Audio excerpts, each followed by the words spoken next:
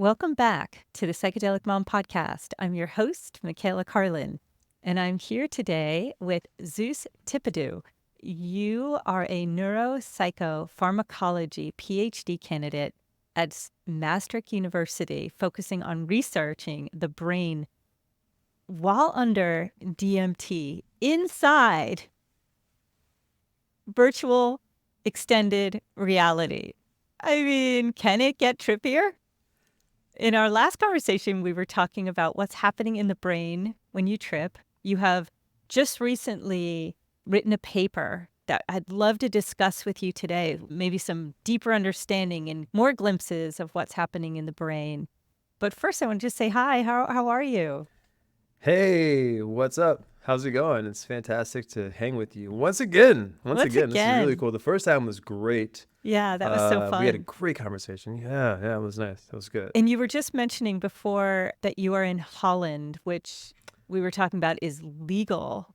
Psychedelics are legal there. It must be such a different atmosphere. Yeah, so it's pretty wild. It's like a very interesting gray area in which psychedelics resides. So, yeah, there are websites that you can go on. You can just pick whatever you want: 2CB, 2CE, 2MMC, 5-MeO-PB, 5-MeO-DMT, all these different sort of A psychedelics that are psychonaut's dream. psychedelics dream, yes. And you pay and they get shipped to you discreetly, no problems. That's literally how it operates out here. So yeah, it's really nice. And also coffee shops are really cool out here too. You guys don't have those really in America. Yeah, explain like what's a cool coffee shop? So in America, the thing to do whenever you want to hang out with friends is to go to a bar, alcohol is consumed, hanging out, well, yada yada yada. But over here, coffee shops are the thing to do. You like go there, there's beautiful couches, sofas, TVs. You can relax with friends. You could just order whatever bud you want. You get papers, you get even food is even served over there, drinks, tea, coffee, and you just sit back, inhale cannabis, relax with friends. If you want to play games on your phone, you could do that.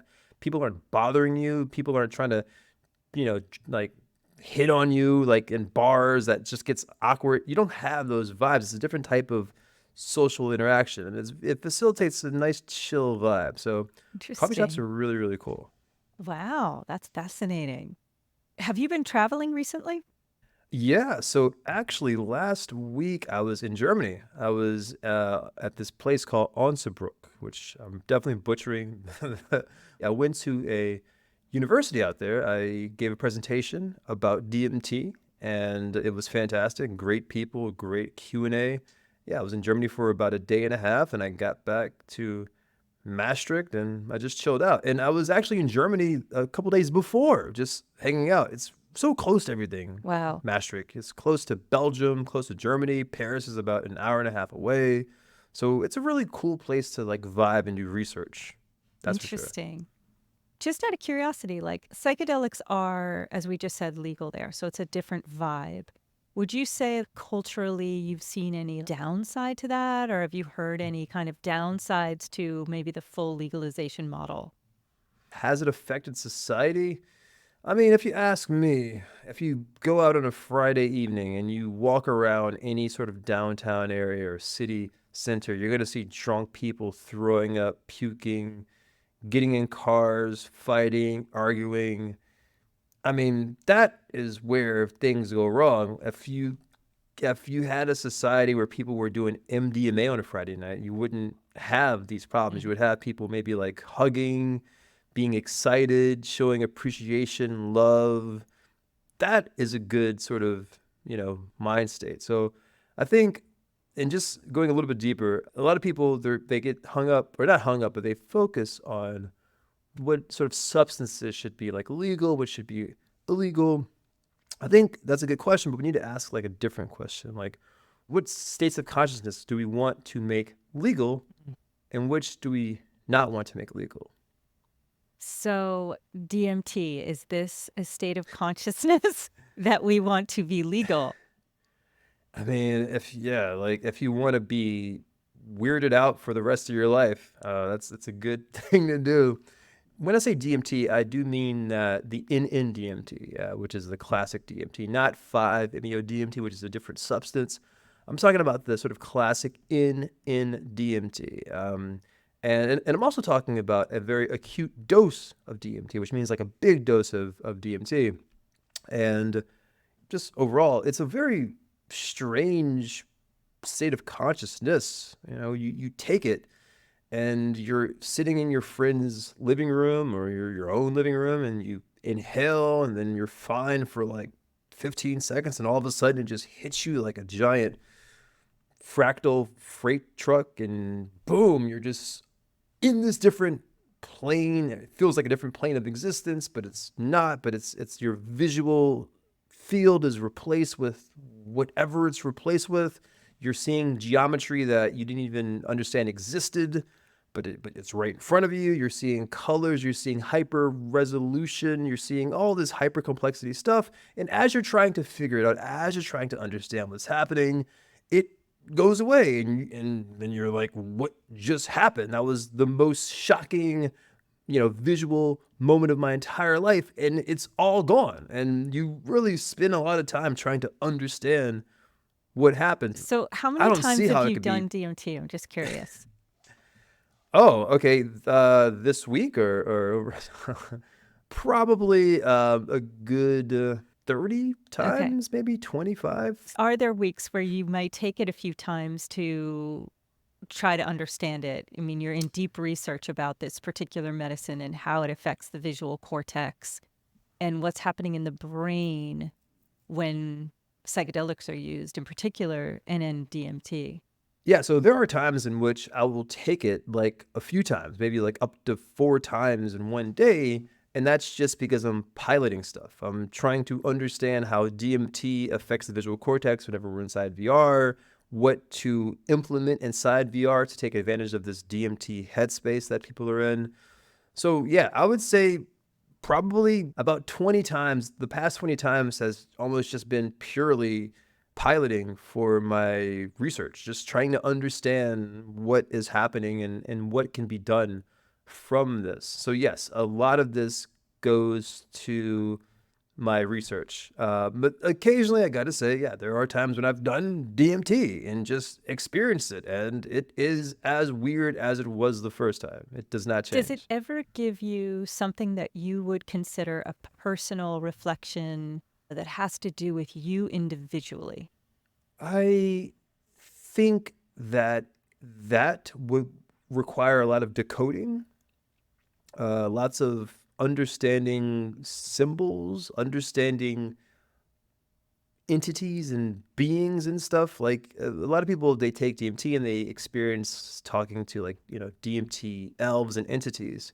And I'm writing a paper on this, but I think what's happening is that these externalized entities that people are seeing are really just internal projections of things that people are dealing with, or perhaps internalized things, or even themselves just sort of projected out so that they can talk to themselves, perhaps to work out something or work out a problem. So, in that sense, yeah, I think maybe, but also weird as well. Cannot forget that. Just the whole thing is So, weird. what's the weirdest experience that you've had to give someone a sense of how Yeah. weird it can get?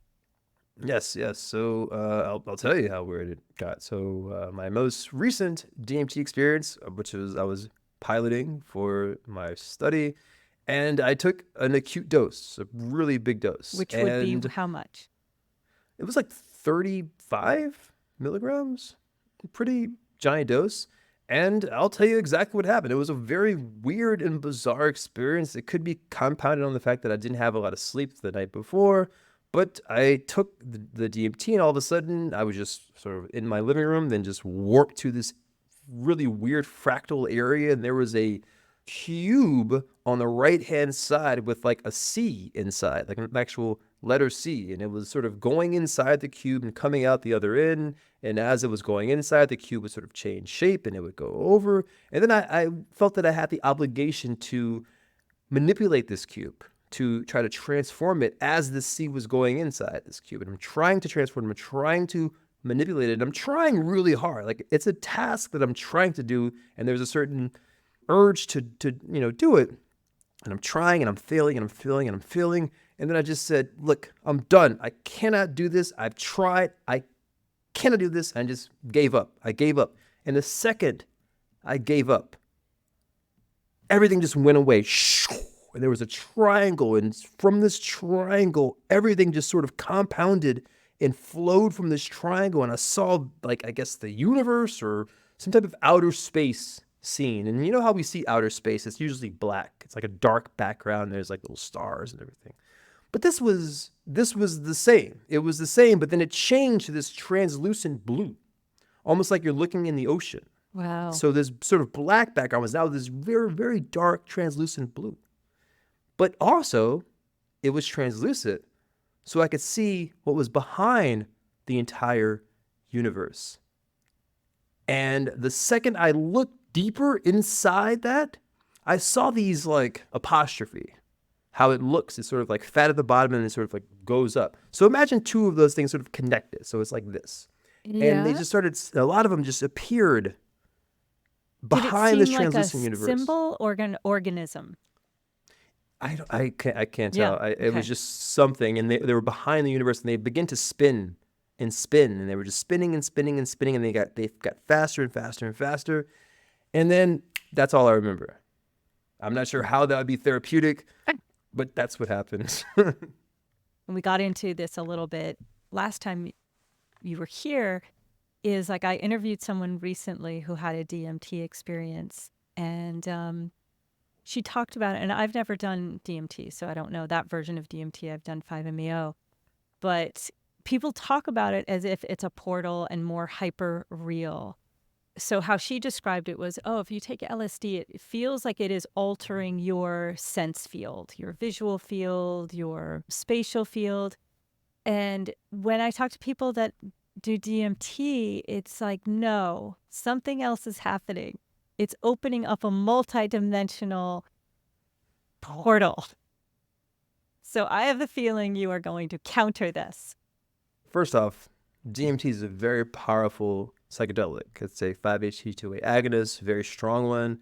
It's also a sigma-1 agonist as well. So it's a very powerful psychedelic. It's not like other psychedelics. So you do DMT, usually in big doses. And you have these very hyper-complex eidactic trips where you have the resolution of your visual field almost turned up, like you're watching a 4K TV, but now it's like a 65K TV or 64K TV. You know, the resolution is so intense, so detailed. The colors are so hyper, real and everything. And so people tend to believe that these hyper realistic imageries, this hyper realistic visual sensation is actually real. It's actually more real than real. But that's what eidactic trips are. It happens. And people also say that, I felt like I went to a different portal. I went to a different place. I went to a different reality. And the people that say this fail to realize that they've taken a powerful psychedelic that is quintessentially the substance that affects the visual cortex more so than any psychedelic out there. People say that you take DMT and you go to a place, right? And people have the same similar experiences of talking to elves and entities and everything. But I always say this. I always say that, look, are we actually going to a different place that is a shared place? Or is it that despite our vast cultural, geographicals, gender differences, financial differences, that if you take the same substance and we have relatively the same machinery happening in our head, that you will have the same experience, how like the taste of, chocolate cake is sweet to a person in India or Indiana or Iceland. I've said this before, but it's so true. You need to realize that we are humans and you have taken a powerful psychedelic. It's not bringing there is no evidence that shows that you're traveling to a different portal or a different reality. It's just, you're tripping. You're tripping. That's it. Okay. So this brings up a really interesting question, because if a psychedelic drug can alter your visual cortex to such a degree that you're seeing floating squares and triangles with the code to the universe potentially behind it, and colors and geographic shapes that you could never conceive of, then the reality that I'm seeing right now, how is that being created? And why would the DMT create a completely different visual reality? Fantastic question. And let's just consider like three different types of reality for now, right? There's this sort of external reality that we have right here, the one that we're sharing, where you have your laptop, the table, computer. All this is sort of byproducts of light refracting off things, and we could see things and we could feel them to confirm them and everything. So the visual cortex is very well, and especially the retina, is very adaptive for this entire world. You know, it takes in light energy from radiation, changes it to a chemical signal that we can understand, and that goes to electrical signal. It's beautiful. The retinofugal pathway is an amazing system in which we interpret our entire reality. And of course, it goes to the visual cortex, and boom, that's how we see things, right? Okay, that's one version of reality, right? There's also another version of reality where I could just say, just close your eyes and imagine a blue truck, or imagine you on a beach, or imagine you in a forest. And if you focus hard enough, and if you have this sort of imagination, then you will see these things in your brain, in your mind's eye, if you want to call it that, right?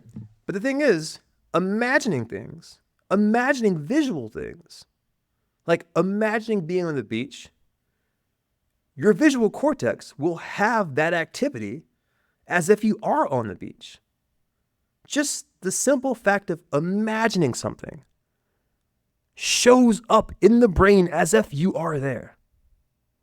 So that's the sort of second part of reality, a secondary stage of reality. Now there's a third stage of reality called, let's just say, psychedelic reality. DMT is part of that. So this involves pharmacology, involves drugs, and specifically the 5-HT2A receptor, which that's the sort of serotonin receptor in which everything interacts with. At least we believe this to be true. So, interestingly enough, the visual cortex is packed dense with these receptors, densely packed. So is the thalamus, which is a place we process reality. And so is the retina, in which we take in reality. So when you're taking a drug that agonizes or that affects these receptors, especially in the visual cortex that's densely packed, it's easy to be able to imagine or hallucinate different worlds, different realities, different visual information, and it still shows up in the brain as if you are experiencing it. And of course, my paper that I published, I go a little bit deeper. And I say, yes, the visual cortex is very important, but also the retina is very important too. Because the retina has the same receptors that affect the brain, like 5-HT2A receptors, NMDA receptors, the same receptors inside the retina. How we see reality, there's this thing called predictive processing, which is basically your brain predicts what you see before you see it. And this is a very constant process that happens all the time. It's a way for the brain to conserve energy. If we waited for our brain to get the signal from our eyes every single second of the day, our brains would be overloaded with energy. Like we wouldn't have enough energy to do anything else. So our brains, rolling the dice basically on reality and trying to predict what's happening before we see it. For example, the laptop that you're on, your living room, it's not going to change into like a giant ocean. Right. It's not going to change into like a giant truck or something. It's because you understand physics. You understand that things that are based in structure, it's not going to fall apart. It's sort of there. So your brain doesn't have to put so much effort reassembling that part of your reality all the time. You already know it's there. It's predictably processing it. Boom, done, right? So based on this, we can conserve energy. Now, when we're on psychedelics, this process falls apart. We're predicting things, and the predictive mechanism isn't quite so accurate. And of course, that's because of 5-HT2A agonism in the thalamus and the cingulate cortex, other parts of the brain. So, of course, there's many theories about this. There's the relaxed beliefs under psychedelics. There is CSTC. There's CCC. They all deal with sort of this collapse of the hierarchical flow of information. Okay, that's in the brain. I propose that, okay, that's good, that's nice, but the eyes are also an extension of the brain. Actually, it's the only forward-facing extension of the brain that we actually have. So when you look at a person's eyes, you're looking at their brain. And the eyes, specifically the retina, specifically amacrine cells in the retina, also have receptors, also have this predictive processing in which your retina tries to predict what it's seeing before you're even seeing it. So if you combine those things together, you have a very compound process of how psychedelics affect vision and how we trip. I don't want to get too deep into this, but one more thing. Okay. When people trip, there's a thing that most people out there have heard, closed eye visuals, right? You're tripping, you're on LSD or DMT, you close your eyes and you have these very intense visual experiences. Everyone's experienced it. I know we've all experienced it before. Closed eye visuals. It's like close your eyes and you're seeing all these fractals and you're like, changing from elephants to amphibians to whatever. People believe that this happens because you're shutting off vision, and your mind is sort of working at play.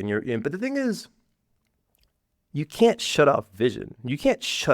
You're always seeing stuff. Right. Specifically, when you close your eyes, you're seeing the back of your eyelids. So even right now, just close your eyes. Close your eyes and wave your hand in front of your eyes. And you can see your hand go in front of your eyes, even when you have your eyes closed. So what's happening is that when you have your eyes closed, this predictive processing is working overtime because you have low quality visual information, which means that your brain has to work overtime in order to try to understand what it's seeing, what's happening, what it's predicting. And when that happens, it's easy to trip very hard and very deeply. But remember, you're still seeing something.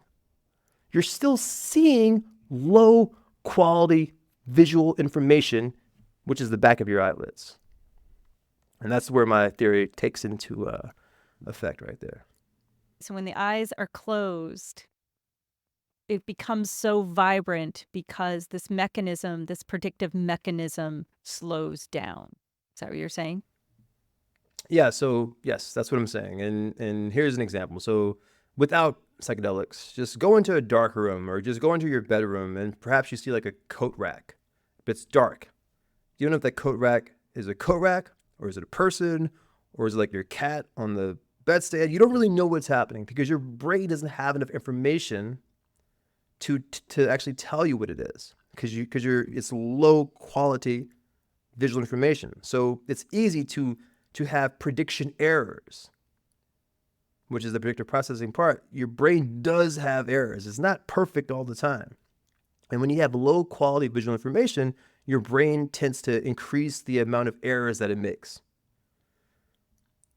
So compound that with psychedelics in which your brain is going bonkers, essentially. The complexity of what's happening in your brain is going out of control. And then when you close your eyes, your brain is really trying to predict stuff that it thinks is there, but it's not there. And that's the reason why you're constantly seeing things and experiencing things, and these things shape and transform and change because your brain is just rolling the dice, just trying to figure out what's happening. What's this? What's this? What's this? What's this? So and that's why closed-eye visuals are are seeing is really the brain tripping. You're seeing the brain make a load of prediction errors in the predictive processing mechanism, which is the retina talking to the brain. Okay. So how can you or anybody who is taking an NDMT, how can they see things that they've never seen before? Is this a mechanism of something that the brain is creating, these visuals? The same question can be asked for how can a author write a story that hasn't been, seen before, written before? How can a film director make a film that hasn't been seen before? How can a, artist make a song that hasn't been heard before? It's Well, just I would say in that case, though, they're taking from a scene that's familiar, but you're right. There's also fantasy movies of somebody making up something that they've never seen before. Yeah. remember the brain is working in a very hierarchical, entropic way. So, for example, visual information is going to different areas of the visual cortex. Visual cortex is like a layered thing. It's like V1, which is the very low dimensional visual cortex where all the basic stuff goes, the sort of colors, the sort of shapes, the basic stuff. But then it goes to V1, V2, V3, all the way to V6. And V6 is where the very complex things go. Like, for example, how fast something is going or details in the face. And the complex things go to V6. The basic things go to V1. And of course, all in between. But when you're tripping, this hierarchical process gets like ridiculous. So now things that are assigned to go to the basic parts of the brain go to the complex parts of the brain. And things that are supposed to go to the complex parts of the brain go to the basic parts of the brain. So perhaps in this sort of jumbling of information, sensory information, we may see things that we haven't seen before because our brain hasn't assigned information to that part of the brain before. It's the equivalent of putting a VHS tape inside of a DVD player or something, Right. Or putting a Blu-ray in like a tape player, or whatever example you want to show differences of sensory information. So the VR, the virtual reality, and the extended virtual reality, how does that fit in? And are you in some ways trying to create like a virtual extended reality that allows people to see what a DMT trip is? I would say that it's about combining VR and DMT. We actually have the biggest DMT visual database out there. When it comes to data, we have like 220 people that have given us quantitative information about their visual trips. It's the biggest database out there. Literally, I talked about this in Harlem in the Netherlands a couple weeks ago. So But what they're giving you is descriptions of what they see? a little bit more detailed Okay. than that. So we discovered that every single DMT experience fits into 15 different dimensions. And this is visual dimension. So for example, there's one dimension called infinite origin, which is things didn't have a beginning or end. They just sort of went on forever.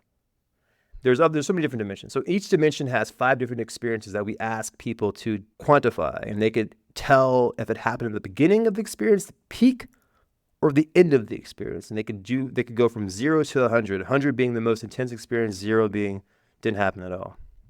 So we gave this Wow. to people that have taken DMT, and we found that yes, there are 15 different dimensions, and of course we have one dimension that's called entities. Of course you got to throw the entities You in have there. to have those. But you got to throw the you got to throw them in DMT there. Yes. chinchillas is the ones I heard about. Chinchillas, you got to put them in there, or else they'll get angry at us. So 15 different dimensions, and don't confuse that with your entering different dimensions on the planet. Right. That these are 15 different dimensions within the DMT experience that people are reporting on consistently. Yes, Wow. 15 different visual dimensions. So Okay. one of them is like elementary distortions, spatial distortions, which means like things seem to be closer or further away than they experience. Temporal distortions, which means that objects operate on weird physics, like if you drop an object that it goes down slowly. Motifs, which are patterns, all this stuff. So that's how we got the data. And how are we going to use this in our research? That's the ultimate thing. So we're incorporating VR and DMT. And I got to say this, we're giving people VR before, during, and after. It's the same VR experience, before, during, and after. They're in the VR headset the entire time. It doesn't come off. And we're using VR to influence the DMT experience, to manipulate the DMT experience. I can't say too much, but I'll tell you a little bit. In ways in which we could see correlations in the brain with functional near-infrared spectroscopy. Because remember, while people are tripping, they also have optodes in the back of their head. So we're looking at the brain activity via cerebral blood flow. We're looking at the blood that has oxygen, that doesn't have oxygen. We're looking at that sort of influx and that exchange of blood, and we're seeing the activity happening. So we're confirming things happening in the brain, also with looking at real-time brain activity while they're tripping and while they're experiencing VR and while they're in DMT. Okay. As you were talking about before, with a DMT trip, you close the eyes and it goes boom. What are you finding when you are actually inputting visual data through extended VR on the DMT trip? It's been a process. I'll tell you this. And initially, we were giving people certain VR, like a certain VR experience while they're on DMT. And we found that it wasn't effective. It was ineffective. In fact, what we were giving them in VR while they were tripping, we would put them inside VR, and the trip would actually kind of go away. It would decline. Wow. And when they took the VR headset off, then the trip would go back on. So that was interesting, which, I mean, that could be research by itself, but that's not what we wanted. We wanted something else. So we had to change what we're giving people inside VR, what we're showing people inside VR, and how we're using VR and XR. And we found that actually how people are implementing VR, they aren't doing what they should be doing. So we essentially changed how we even used VR. And once we did that, then we saw the interesting things happen inside a person's DMT experience.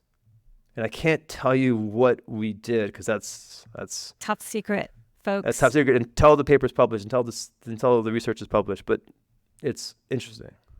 Wow. Describe for me for a second, because you've obviously done this, what the experience of doing DMT and having VR goggles on feels like in the body. Does your whole vestibular system and sensory system, and are you also affecting sound or just visual? Like, what's happening? What does it feel like? We aren't using sound because DMT isn't necessarily a auditory inducing psychedelic. There are auditory inducing psychedelics like DIPT, which is crazy. I would never do that. So vestibular systems were, having people sit down in a huge beanbag, like a giant beanbag, so that their whole bodies. It's a super comfy one. It's nice. I could send you a picture. Like their feet don't even touch the ground. Just the whole body is in this giant beanbag. Right. Which is nice. And we put on the VR headset and we give people DMT and we instruct them what to do beforehand. We tell them how to handle the DMT experience, and we tell people to relax. That's important too. So far, everyone that we've given DMT to has been a person that has done not necessarily DMT, but they've done psychedelics. So they understand the process of tripping, of having these visual things happen that necessarily aren't in front of you.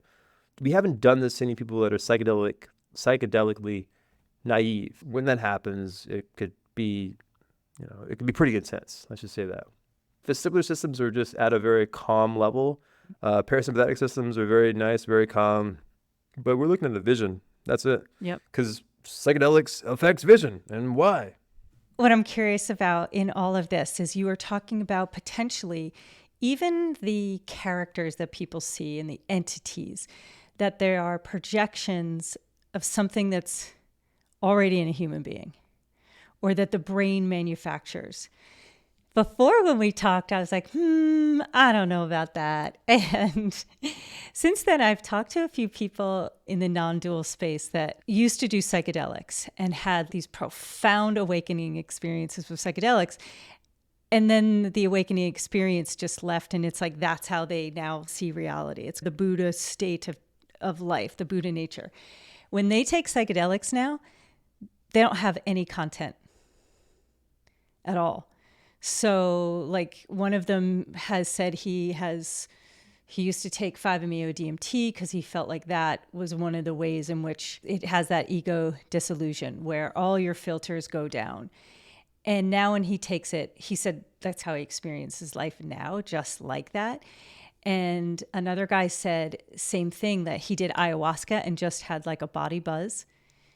And so one of the things that they were talking about is that as they've gone through this awakening process, once all that was done, the conditioning falls away. There's no content left to project in a psychedelic experience. Have you talked to any of these guys? I have not talked to any of those guys, but the subjective experience of psychedelics is very interesting, and it's also a key factor of psychedelics. We even have gone so far as to say that the subjective experience of psychedelics correlates with a person's therapeutic benefits. Essentially, the deeper you trip, the more intense your trip is, the sort of better therapeutic benefits you have. But the thing is how can you gauge the subjective experience? Some people may not have a intense experience, and some people will have an intense experience. Is it due to a person being exposed to other altered states of consciousness, and that when they have a pharmacologically induced altered state of consciousness, that perhaps it doesn't hit the same? These are all questions that science is trying to still understand. We don't really have the answer. We're getting close with every single perceptual and sensory study in psychedelics, but we don't necessarily understand why certain people tend to experience psychedelics more than others. For a long time we believed that it was based on the weight of a person, that some people that are heavier should take more psychedelics, and then we realized that it actually isn't necessarily based on weight. It's not. So we're going through these physiological and biological quantifications of how a subjective experience can occur, but I think what a better measure is you have to really understand a person and what they've experienced in life, and based on that you can you can sort of discern what a psychedelic will do, how it will affect somebody, the dosage of a substance. But we don't have that. The psychedelic science field isn't that sophisticated enough to determine those things. We're still focusing, we're still researching. You seem to be in a really fun area of research in psychedelic science. So much of the psychedelic science is around symptoms and reducing symptoms of depression and anxiety, which is great and incredibly profound and useful. But you're kind of doing something that seems really playful and fun and wild and cutting edge. Yeah. So yes. It's fantastic. And let me just say this, that a lot of the psychedelic research that's around right now, it's definitely based on how to reduce these sort of maladaptive behaviors like PTSD, anxiety, depression. And that's sort of the totality of psychedelics right now. But that's not my research. My research is not focused on how can psychedelics make people better. I think that's something for other people to handle. My research is really based on the scientific mechanisms of a trip. Why are we tripping at all? What is that in the brain? Just to understand scientifically what's happening. We don't have a convincing understanding of why we're tripping. I think that right there is the biggest mystery in psychedelics. It's crazy. Yeah. I mean, it is crazy. Yeah. Would you say that your craziest experience has been on DMT? Ever in my life? In psychedelics? Oh, in psychedelics. Actually not. The wildest trip I've ever had in my entire life was actually not on DMT. It was on this other substance called salvia divinorum, Oh, yeah. which is a substance that was sold over the counter just at any head shop for a very long time. I'm not sure if it's sold in head shops anymore in America, but at one point you could just buy salvia divinorum, and it looks like cannabis, like very weak cannabis. It looks like very, very low quality cannabis. This is a green leafy substance, and you can put it in a pipe like it's weed, and you inhale, and it hits you so quickly. It's as fast as DMT. It's the same quickness as DMT. And the thing about salvia divinorum is that most psychedelics, almost all psychedelics, are like 5-HT2A agonists. They sort of affect that receptor, but not salvia divinorum. It's an opioid psychedelic, which sounds wild. I think it's the only psychedelic that is a kappa opioid receptor agonist. And the experience is so fast and so frightening and so just sensory dominating that I took it for the first time. My friends told me this. They said, Zeus, the first thing you're going to want to do is stand up. Do not stand up. Whatever you do, do not stand up. And I'm like, okay, guys, I'm sitting down. Listen, I've done LSD. I've done shrooms. Hey, take it easy. I understand. So they give me this pipe packed with salvia divinorum, and I inhale, strong inhale. I'm like, let's make this happen. Strong inhale. And they take the pipe away from me. Within seconds, it hits. First thing I do, stand up. And they're like, no, sit down. And I'm like, okay. And I sit down, and I just lay down. And the second my head touches the back of the floor, Yeah. it's like my entire body wrapped around the entire planet at a speed that was so tremendously and frighteningly fast that I couldn't even comprehend it fully. I could feel every single river, mountain, building all over my back, my shoulder, the back of my head, everything all at once. The sensations were so intense, so incredible, and also my vision was like that as well. My vision sort of folded over, and I saw the entire planet, or I saw outer space from the sort of perspective of being wrapped around the entire planet. It happened so quickly. There was nothing I could do to stop it. It was so intense, It just so took remarkable. over. It took over, and I can see why a person wants to stand up, because almost like you have this sort of like flight or fight response. Right. You're like, what is this? I gotta get up. Ah! And that could be because of the kappa opioid agonism that happens. Like we haven't really researched kappa opioid agonists for psychedelic content. I don't think there's any clinical salvia divinorum research, because you can't probably get ethical approval for that because it's such a wild substance. So yeah, that's the single most intense and wild psychedelic I've ever done in my entire life. That sounds terrifying. It is. And you know what? I heard from someone else that it was terrifying. They said, but it was also that they felt like they had become something like that, this triangle for like thousands and thousands of years, and they were never coming back. Yeah. And so people out there, guys, listen. Yeah. Think twice before you use salvia divinorum. And this is, and I've even seen the worst trip I've ever seen in my entire life with someone else taking salvia divinorum. Yeah. So that's a good warning. Yeah. Stay away from that one.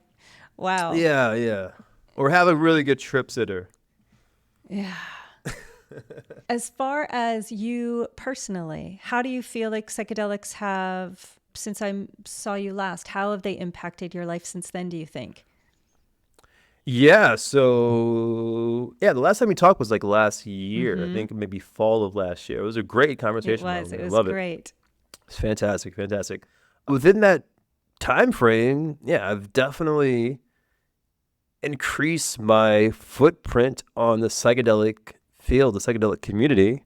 Whenever I'm at conferences, people come up to me. They're like, "Hey, Zeus, I heard you here. I've seen your work. I've read your stuff. I've looked at videos." So in that sense, that's pretty cool to have sort of a kind of nice entryway into the psychedelic. Yeah, it's kind of nice. It's kind of fun. Nice. It's kind of fun when you walk into a conference and in the first few steps, someone's like, "Hey, Zeus, how are you? I read your stuff, or I've done this, or I have this for you. Try this." I'm like, "Okay, I'll try this," which is kind of nice as well. That's a nice thing. That's how it affected. Socially, it's affected me. But as far as cognitively, I don't know if this is due to psychedelics or due to my research, which is also psychedelics. So let's just say this is because of psychedelics. I tend to really and effectively not care about other things happening. I tend to get less affected with, for example, world events. Like, I don't necessarily care, and especially that's also being out here in this far off place, a different country. I don't necessarily care about politics. I don't necessarily care about geopolitical wars, and I don't care about stuff that I used to care about before because I'm focused on my research. I'm focused on science. I'm focused on trying to unravel the mysteries of the brain. And in order to do that, you have to be very, very selfish. That's just how it is. You have to just ignore everything else and focus on what you're doing in order to understand it. I don't have time to know who's debating who or who's doing this in politics or what happened here. And that is beautiful because I realize that you don't have to have an opinion about everything.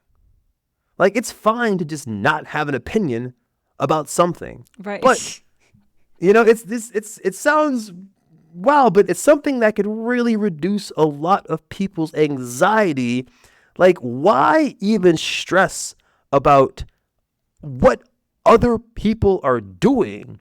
It seems that if you're trying to live a good life, if you're trying to live a very enriching life, you would want to focus on your life, focus on what you're doing. Who cares who loves whoever else or who's doing whatever else? Like, how is that even affecting you? Like, I can't even imagine wasting that energy worrying about other people. Yeah. And it sounds selfish, yes, but it's also a way to reduce a person's anxiety. So that's how psychedelics has affected me. I do not, as they say in America, the amount of F's I give is not a lot. Being focused on what's here right in front of you. And a lot of times the opinions, like, unless you're actually are going to get involved in the thing that has you in a knot, and if you're going to then go change whatever it is that you want changed, then what is the sense of worrying about it all the time? Spoken beautifully. Look, I'm here to be the best psychedelic scientist possible. I'm not here to be the best activist or the best political. That isn't my forte. I'll let other people do that. I'm focused on one thing, and that's the brain and psychedelics. Yep. That's it. Yep. And who knows? You don't know what that research will end up providing the world with. You never know. Yeah, you never know. That's important as well. You never know. And I always say that my research is not necessarily based in therapy, but that makes the research less biased because I don't go into the science trying to find how these things help out. I'm just trying to understand it. If somehow my research discovers or unveils some tremendous therapeutic benefit, then that's good. But that wasn't the intent, which makes that discovery a lot more authentic, I guess. Mm-hmm. Interesting. Yeah, I like that too. You have no skin in the game as far as someone behind you wanting it to go one way or the other. You're really just trying to understand the brain. Now, probably there are aspects of your own belief systems. Do they affect the science or no? So my belief systems are pretty wild, or at least growing up, they were wild. I grew up in America, but I grew up in Louisiana. When people were growing up, maybe they grew up in sort of Christian households or Judeo-Christian households. I grew up in like a voodoo household.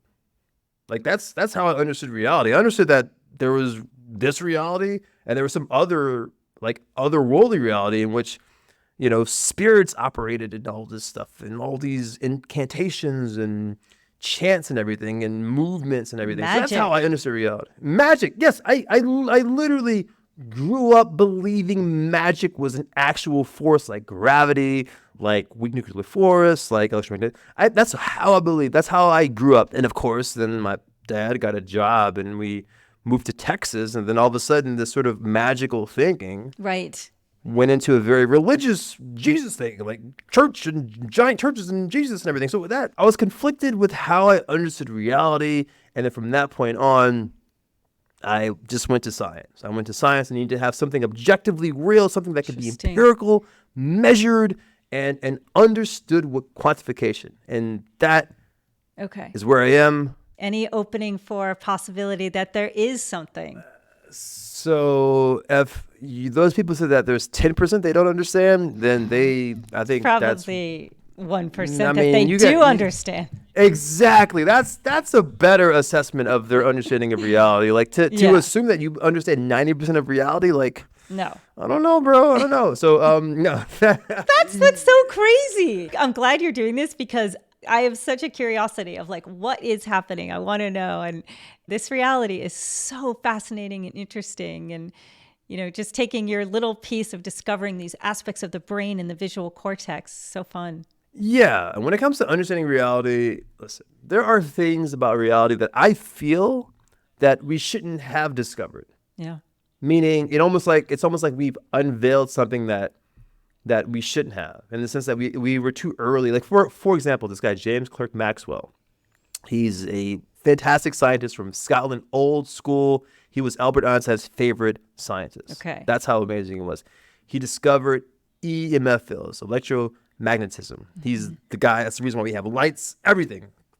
But he did this from these 4 vector equations. Mm-hmm. And that's how he discovered it. But one of these vector equations is so weird. He discovered that like everything in our entire reality, your laptop, your table, these headphones, this chain, your skin, your bones, your whatever, there's not a single thing that touches anything else. We only interact with the electrical fields of other things, which tells you that perhaps this sort of physical reality that we're in, that it's just not even where it's at. It's this other electromagnetic field gradient in which reality somehow exists. Yeah, exactly. And then if you say that the brain has its own electrical gradient that it creates around it, then like so there's empty space, empty. Yeah, like I can get into quantum physics, astrophysics. It's so amazing. It's so 10%. Not true. I don't know about that. Not true. No. Well, let's have you come back again, and we'll go that area, and we'll dive into some more. Thank you so much for coming here today and sharing this. I would like someday to do a DMT. I actually will call you after and have you back and talk about that experience. I would love to talk about your first DMT experience. Let's make that happen. Okay. Yes, please. All right. Thank you so much for being here. Yes, thank you for having me. And visit me on Tipado.com, at Tipado on Twitter, X, Tipado on Instagram, and Twitch, Zeus Tipado. You can just find me, Zeus Tipado. Just Google me. It's right there. Yeah, find him. Also, is there a paper that you just wrote that people could read? It is open access. You don't need any passwords for it. It's at Tipado.com. It's the first link at the top of my Tipado.com page. Check it out. Thank you so much. And I know I'll have you back soon.